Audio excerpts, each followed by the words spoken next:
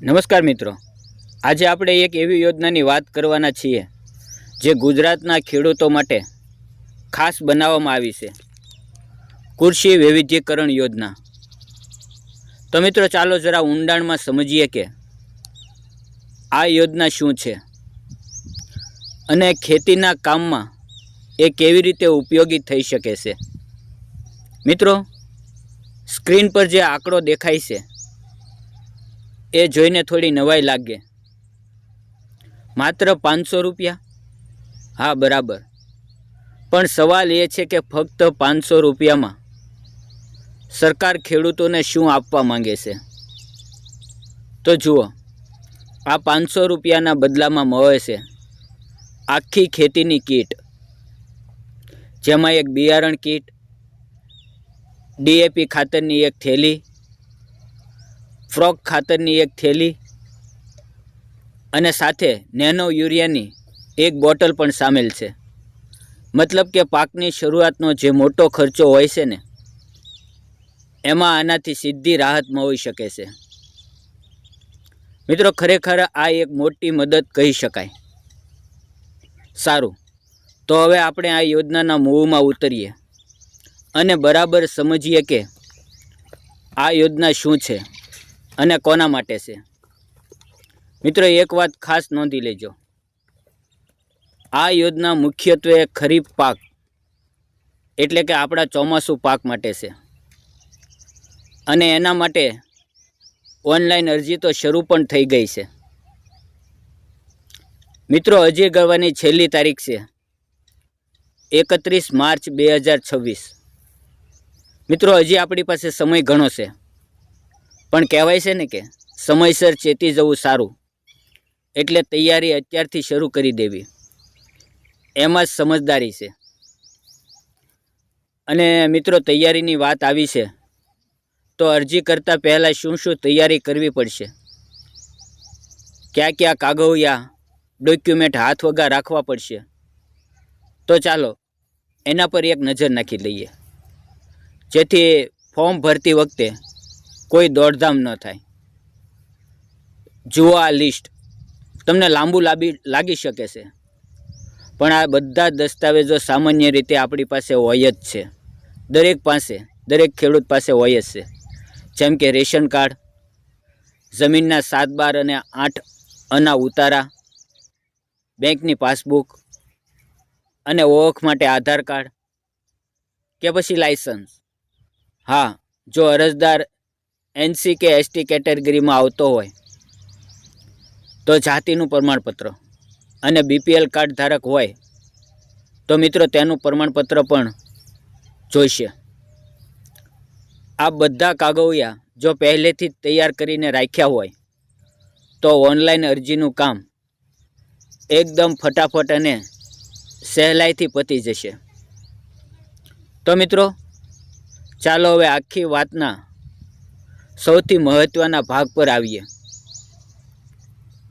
DSEC portal પર online અરજી કેવી રીતે કરવી, આપણે એને સ્ટેપ બાય સ્ટેપ સમજી લઈશું।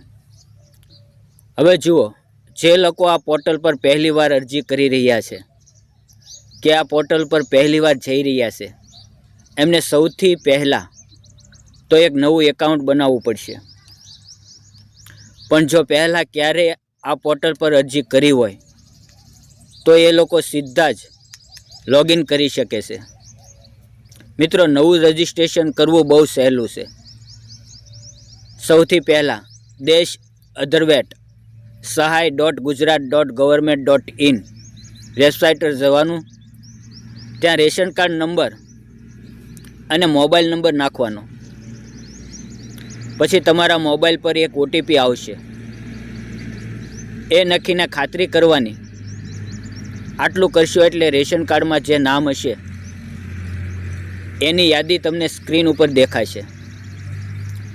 એમાંથી અરજદારનું નામ પસંદ કરીને રજિસ્ટર બટન દબાવવાનું, બસ તરત જ એક મેમ્બર ID મળી જશે। છે ને મિત્રો, સાવ સરળ। તો મિત્રો, એકવાર રજિસ્ટ્રેશન પતી ગયું અથવા જેમનું રજિસ્ટ્રેશન પહેલેથી જ થયેલું છે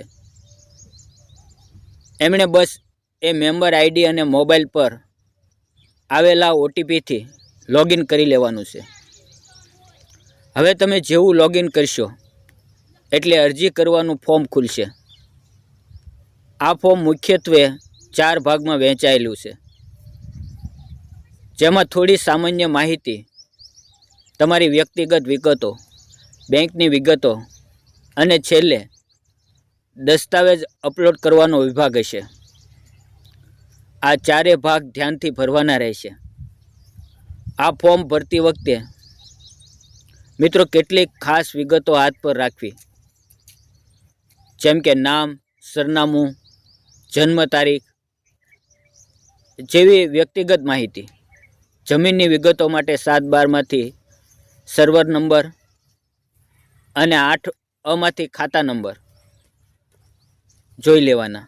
જો બીપીએલ કાર્ડ હોય તો એનો આઈડી અને સ્કોર નાખવો પડશે. અને બેંકની વિગતો માટે પાસબુકમાંથી આઈએફસી કોડ અને એકાઉન્ટ નંબર જોઈને બરાબર લખવાના. તો મિત્રો હવે આપણે અરજી પ્રક્રિયાના લગભગ છેલ્લા તબક્કામાં પહોંચી ગયા છીએ. હવે વાત કરીએ દસ્તાવેજો અપલોડ કરવાની અને અરજીને ફાઇનલ સબમિટ કરવાની. મિત્રો અહીંયા એક ટેકનિકલ પણ બહુ જ જરૂરી વાત યાદ રાખજો. જ્યારે ફોટો અપલોડ કરો ત્યારે એની સાઇઝ 1 MBથી ઓછી હોવી જોઈએ અને બાકીના બધા જ દસ્તાવેજો PDF ફોર્મેટમાં અપલોડ કરવાના છે અને દરેકની સાઇઝ 2 MBથી વધારે ન હોવી જોઈએ. આ વાતનું ખાસ ધ્યાન રાખો. તો મિત્રો બધી વિગતો ભરાઈ ગઈ, દસ્તાવેજો પણ અપલોડ થઈ ગયા. હવે શું? બસ યોજનાની યાદીમાંથી કૃષિ વૈવિધ્યકરણ યોજના પસંદ કરવાની અને અરજી કરવા પર ક્લિક કરવાનું. ત્યાં ફરીથી જમીનનો સર્વે નંબર, ખાતા નંબર જેવી વિગતો નાખીને તમારે કયા બિયારણ જોઈએ છે એ પસંદ કરવાનું અને કેટલા વિસ્તારમાં તમારે વાવેતર કરવાનું છે એ લખવાનું. છેલ્લે અરજી સેવ કરીને ફાઇલ અપલોડ કરવાની. અરજી સબમિટ થઈ જશે. તો અરજી તો સબમિટ કરી દીધી, પણ હવે આગળ શું? લાભાર્થીની પસંદગી કેવી રીતે થશે? તો ચાલો ખેડૂત મિત્રો એ પણ જાણી લઈએ. અરજી સબમિટ થયા પછી સરકાર દ્વારા એક પારદર્શક ડ્રો સિસ્ટમથી લાભાર્થીઓની પસંદગી કરવામાં આવે છે. એક લિસ્ટ જાહેર થશે અને જો એ લિસ્ટમાં નામ હોય તો સંબંધિત અધિકારીઓ તરફથી તમને ફોન આવશે કે તમારે કીટ લેવા માટે ક્યારે અને ક્યાં આવવાનું છે. મિત્રો આ આખી ઓનલાઈન પ્રક્રિયાનો સૌથી મોટો ફાયદો શું છે ખબર છે? એ જ કે કોઈ પણ સરકારી ઓફિસના ધક્કા ખાવાની જરૂર નથી. ઘરે બેઠા પોતાના સમયે તમે આખી અરજી કરી શકાય છે. આનાથી સમય અને શક્તિ બંને બચે છે. તો મિત્રો હવે આખી પ્રક્રિયા અને એના ફાયદાઓ આપણી સામે સ્પષ્ટ છે.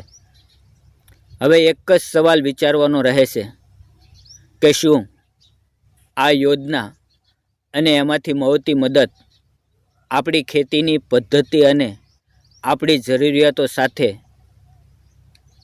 બંધ બેસતી છે? આ નિર્ણય હવે આપણે પોતે જ કરવાનો છે કે આપણે શું કરવાનું છે. તો મિત્રો અરજી ન કરી હોય તો અત્યારે કરી લેજો અને સરકારી યોજનાનો લાભ જરૂર ઉઠાવો. ફરી મળશું મિત્રો આ એક નવા વિડીયોમાં. ત્યાં સુધી આવજો. જય જવાન, જય કિસાન. ધન્યવાદ મિત્રો.